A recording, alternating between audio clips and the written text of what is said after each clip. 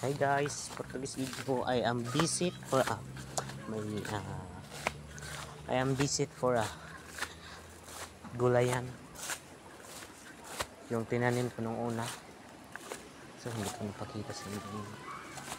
Yan yung tinanim ko nung una, yung pinos ko, yung nakalagay na vlogger doon na dyan vlogger bla. Yun ito na. Ito na yung 2 buwan.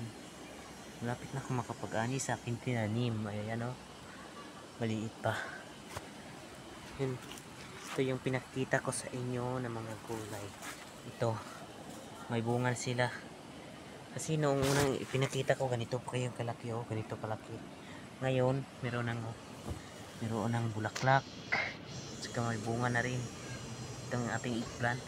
Tapos itong yung ating dahon na onion. Ayan. Kung sa Bisaya, sibuyas dahon. Ito yung pinakita ko sa inyo. Ayan. Dito lang yung mataba.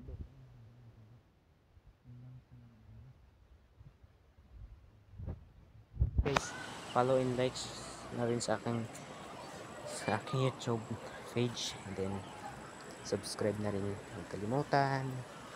Thank you.